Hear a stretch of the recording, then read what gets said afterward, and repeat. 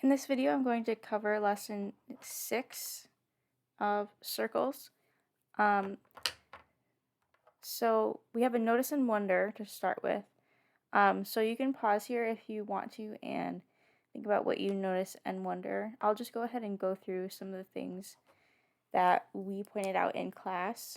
So some notices that we had. Some people noticed that they're all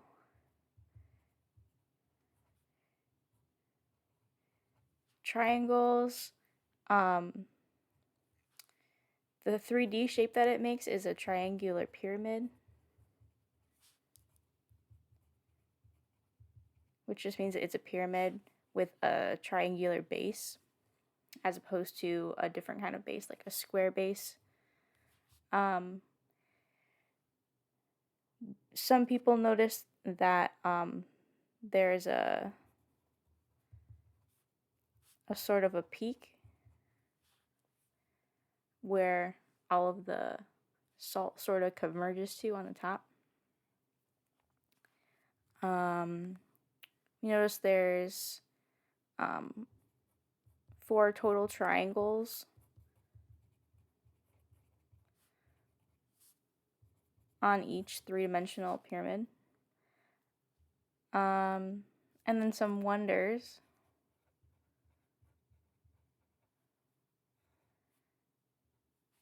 Some people wondered, are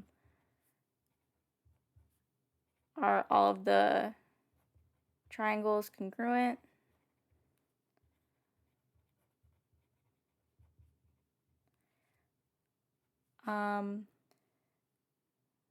Some people wondered, is the peak the triangle's circumcenter? Remember we talked about circumcenter in lesson 5.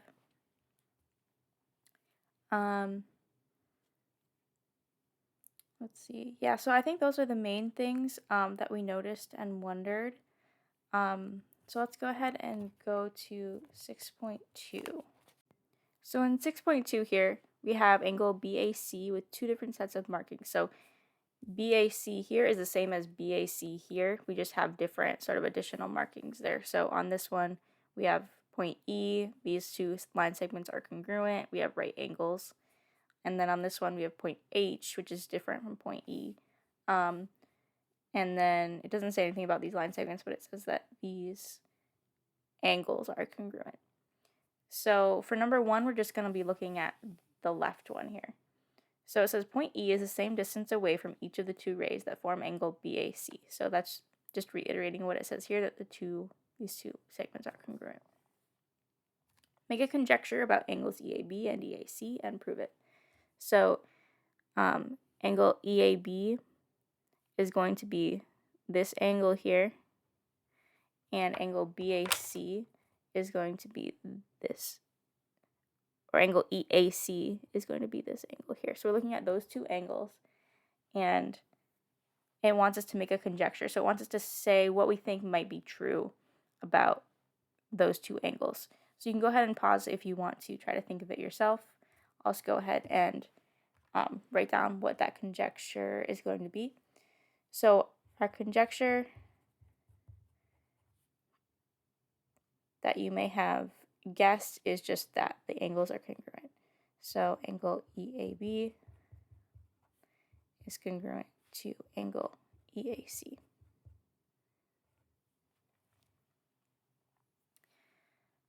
All right, so then we want to prove it. So if you want to pause and try to figure out how you could prove that, you can go ahead and pause, but I'll just go ahead and go through the proof here.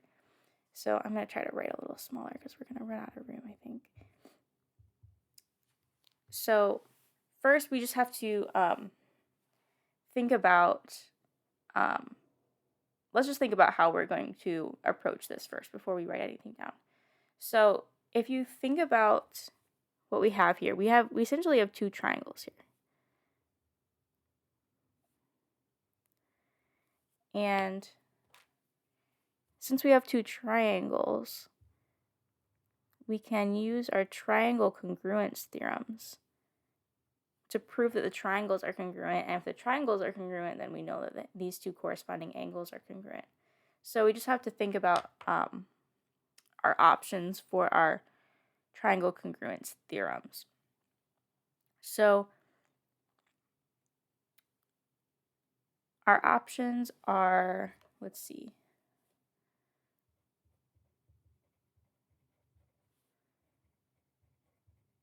Essentially, we just have to know that 3 things about the triangles are congruent between the two, whether that's 3 sides, 2 angles on a side, etc.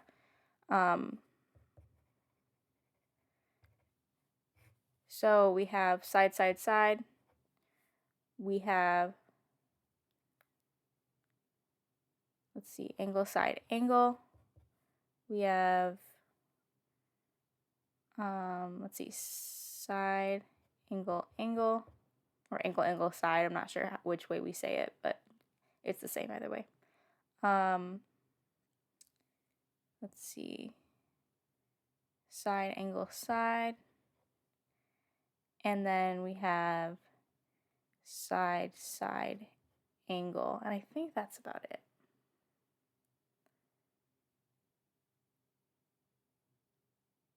All right, so for this proof, let's look at what we know, what pairs of things are congruent based on what we know here. So we have these 2 angles. Those have to be congruent because they're both right angles. We have these 2 sides are congruent. And then we have this side, which is the same line segment, but it's a corresponding pair of sides for each triangle. So that means we have an angle and 2 sides. So that's going to be side, side, angle. So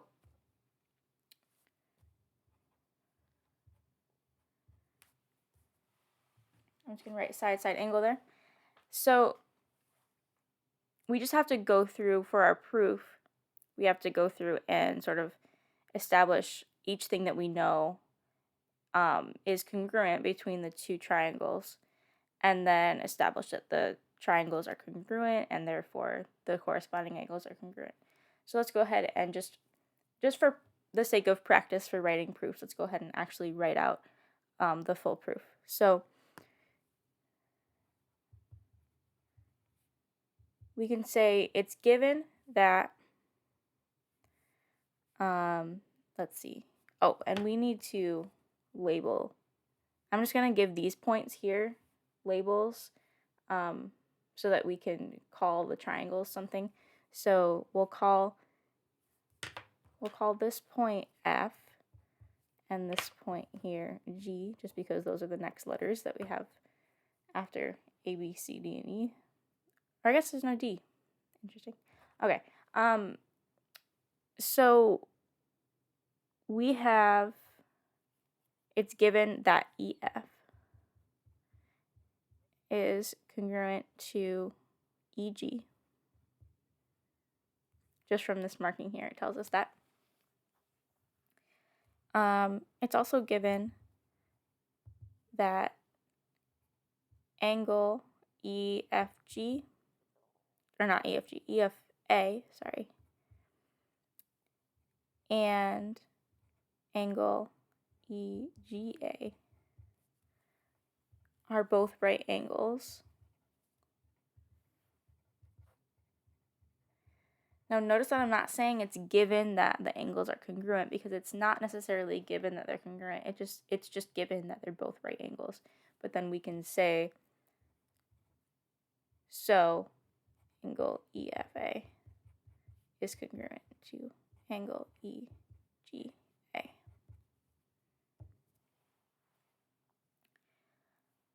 And then we can also say, this one seems kind of silly, but we need to say that EA is congruent to EA, just establishing that since EA is a side for the red triangle here and the blue triangle, we just need to establish that those corresponding sides are congruent, and since it's the same line segment, obviously it's going to be congruent. So we'll say EA is congruent to EA. I'm just going to say because it's the same line segment.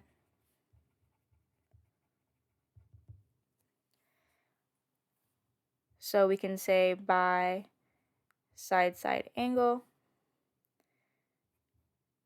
triangle EFA is congruent to triangle EGA. So our corresponding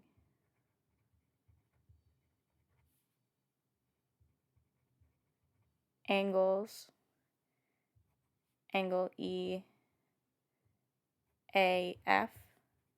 and angle EAG,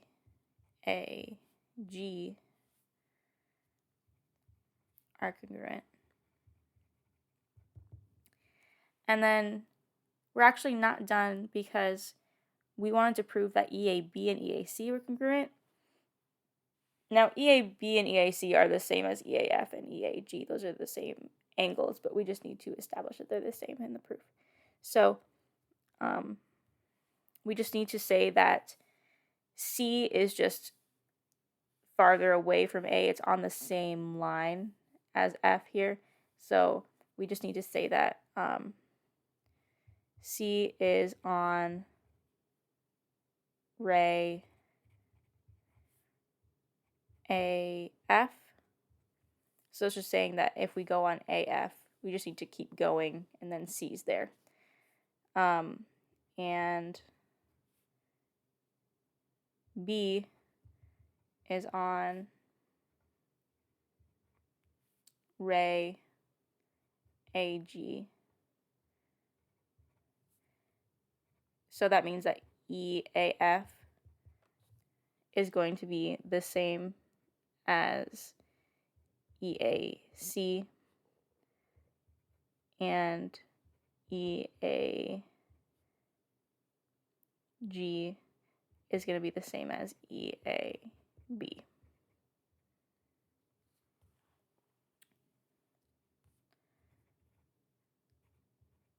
So EAB is congruent to EAC.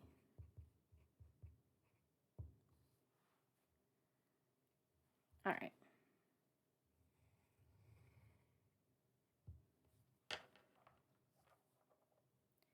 Now notice it's really simple to explain that, but when we're actually writing out the proof, we have to be a lot more thorough in our explanation. So that's our proof. Let's go ahead and look at number 2. So now we're looking at this figure here. It's the same angle BAC, we just have different markings. So it says point H is on the angle bisector of angle BAC. What can you prove about the distances from H to each ray? Now, let's actually back up for a second. So with number 1, we essentially proved that if we have a point that is equidistant from the two rays of an angle, then that point is on what we call the angle bisector. So the fact that we could prove that these two angles are the same, that means that this line cuts angle BAC perfectly in half, which means that EA is the angle bisector. So basically, now we're looking at it the opposite way. We're looking at, if we know that this is the angle bisector, how can we prove that H is equidistant from this ray and this ray? So we're thinking about it sort of the other way now. We're just kind of proving backwards of what we already proved in number 1. So here we know it's the angle bisector. We want to prove that H is equidistant from the two rays. So our conjecture is going to be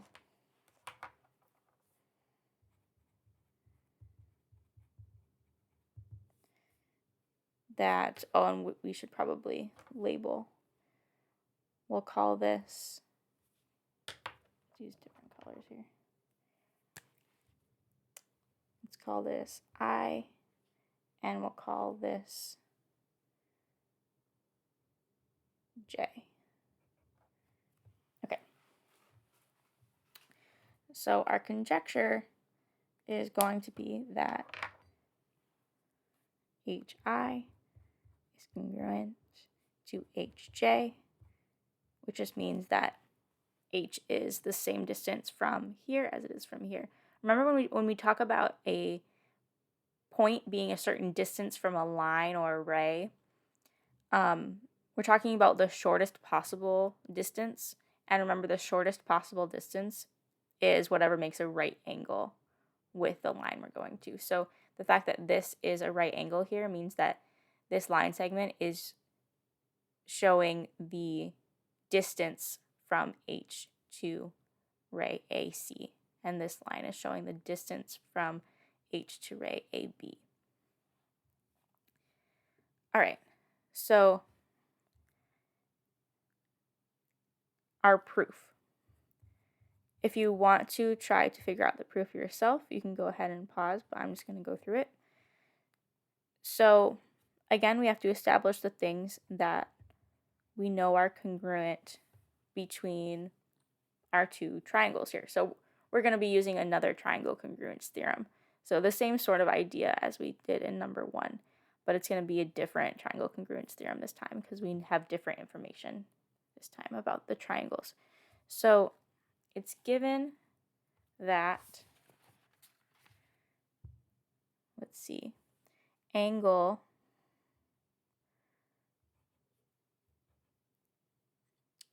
not A. Let's see, angle HAI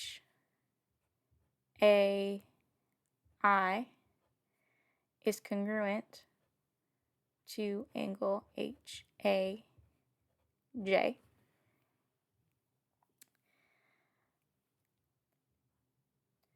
We know that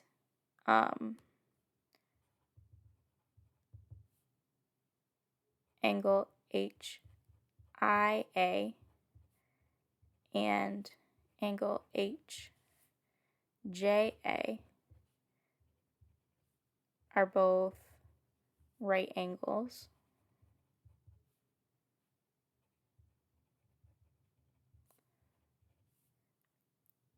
So HIA is congruent to HJA. Now notice the ordering of, I have the same letters in these angles, but the ordering is different. So that means that I'm talking about two different angles. The middle letter here is going to be the vertex of the angle. So with HAI, I was talking about this angle here. But with HIA, I'm talking about this angle here. So just be careful when you're naming your angles, the ordering of the letters. Okay. And then again, we have a shared side here, HA. So it's not necessarily given, but we can just say HA is congruent to HA because it's the same line segment.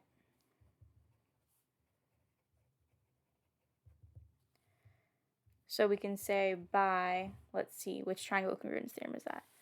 We have two angles and a side. So we can say, I can't remember if we say side angle angle or angle angle side, but same thing either way. So we can say angle angle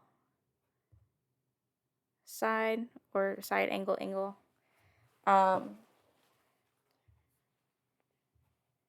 Triangles HAI and HJA AJ are congruent.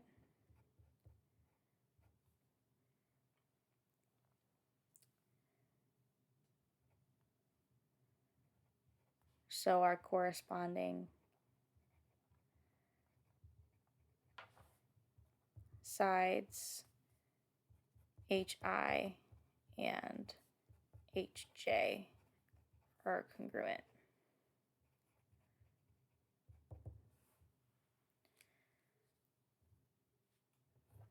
All right. So let's review what we just established here. So with this one, we knew that HA was an angle bisector because it splits the angle BAC perfectly in half because these two are congruent. So here we knew that HA was an angle bisector. So we know that H is a point that's on the angle bisector.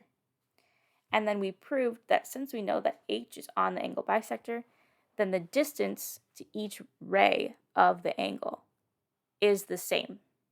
So H is equidistant from each ray of the angle. So essentially, from this number 1 and number 2, we're establishing that a point is on the angle bisector of an angle if and only if it's equidistant from the two rays. So I'm just going to write that down here.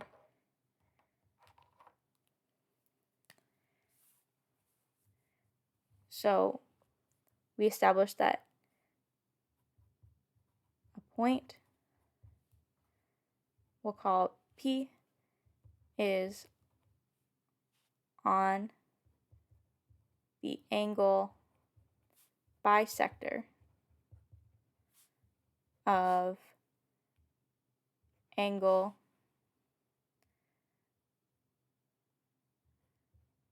BAC if and only if, and remember the if and only if means that it works both ways, and I'll kind of explain what I mean by that in a second here. So if and only if P is equidistant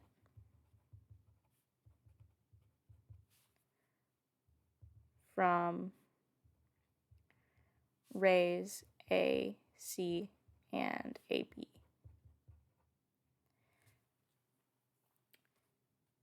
So the if and only if basically means that we can say either if we know that the point is on the angle bisector, then we know it's equidistant from the two rays of the angle. Or we can say that if the point is equidistant from the two rays, then it is on the angle bisector. So that's what the if and only if means. It means that it works both ways. And that's essentially what we just established with this activity 6.2 here. All right, I promise we are getting to where this has anything to do with circles. So let's go on to 6.3. And we're going to have to remember what we established here. We're going to have to remember this about a point being on the angle bisector here. Okay, so it says we have two angle bisectors that have been constructed in triangle ABC. So here's an angle bisector here. Here's an angle bisector here. So we're bisecting angle B and angle C. So, and then it says they intersect at point G, right there. So first it says sketch segments that show the distances from point G to each side of the triangle.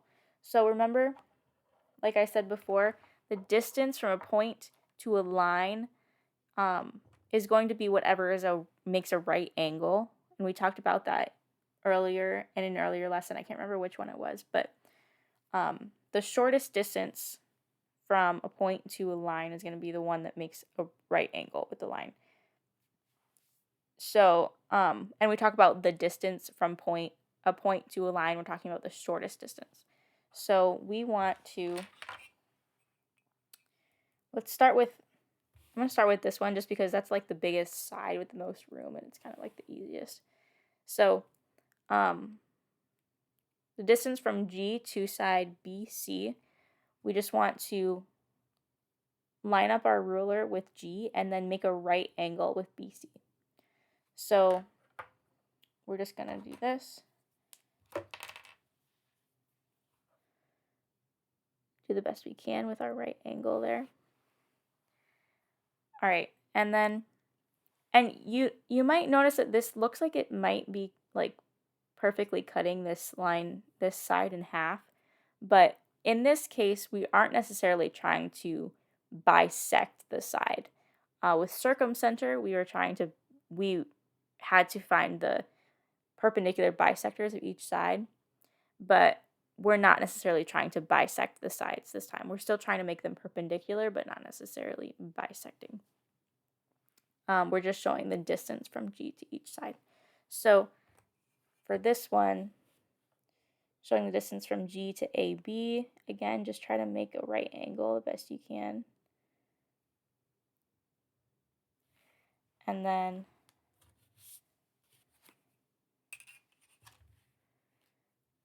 same thing with the third side.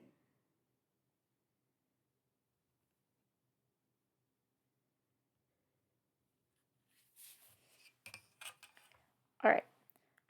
So it says, how do the distances from point G to sides AB and BC compare? So we're looking at the distance here compared to the distance here. So you can go ahead and pause if you want to try to figure out what you think about that. So these distances are actually going to be the same.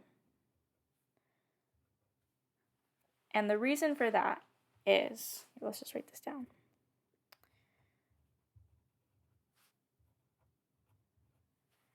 They're going to be the same distance because G is on the angle bisector. So I'm just going to say G is on the bisector of angle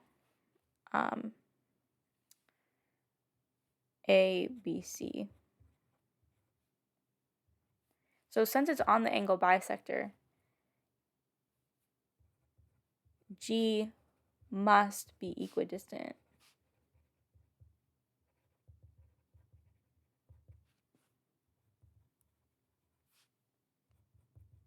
from AB and BC.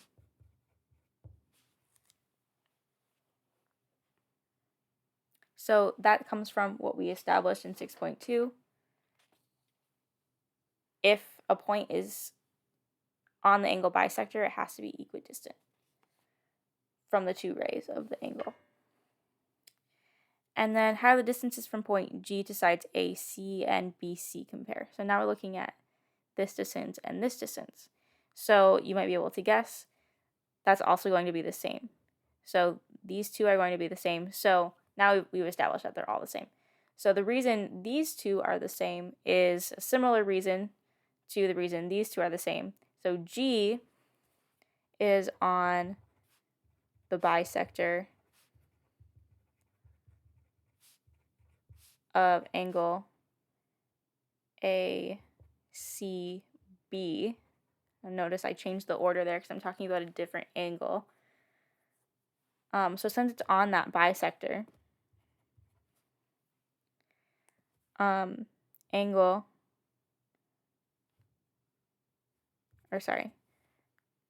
so G must be equidistant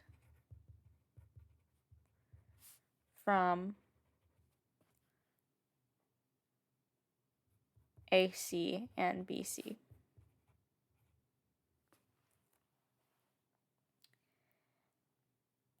And then, will the third angle bisector pass through point G? Explain reasoning.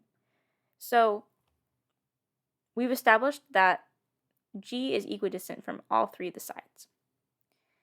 So that means that the distance from G to this side is the same as the distance from G to this side.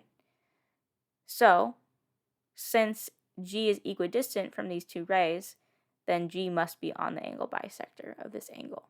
So kind of backwards of the reasoning for 2 and 3, but kind coming from the same sort of idea. So yes, the third angle bisector will pass through point G because G is equidistant from AB and AC. So G must be on the angle bisector. I'll just say the bisector of angle BAC.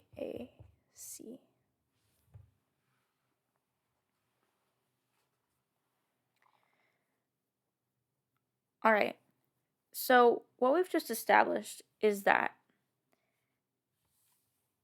if we construct the three angle bisectors of the three angles of a triangle, if we construct the three angle bisectors, they're all going to intersect at this one point. And that point is going to be equidistant from each of the sides. So this point is going to be called the incenter. Let me write that down for you.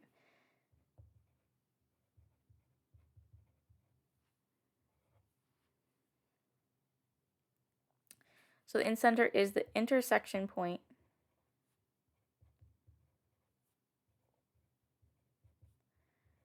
of your three angle bisectors.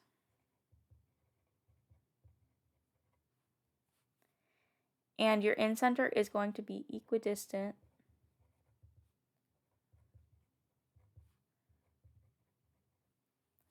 from all three sides.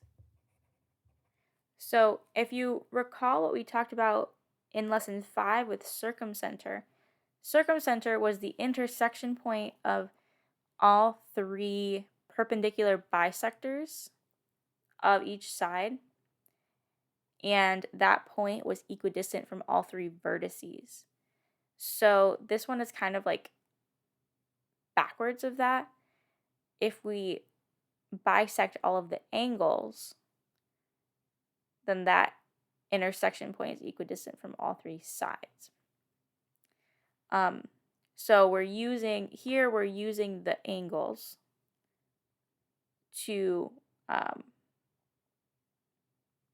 find the point that's equidistant from all three sides, whereas the circumcenter, we were using the sides to find the point that was equidistant from all of the vertices. So be careful not to get those mixed up. It can be really easy to get confused there. And then in our next lesson, just so you understand how this is going to relate to circles in any way, incenter, we talked about how the circumcenter is the center of the circumscribed circle. So the incenter is going to be the center of the inscribed circle. So there's going to be like a circle that goes on the inside of the triangle. And this incenter is going to be the center of that circle. All right. I think that is about it for this lesson. We did do the cool down for lesson 6, so make sure that you get that done, and let me know if you have any questions.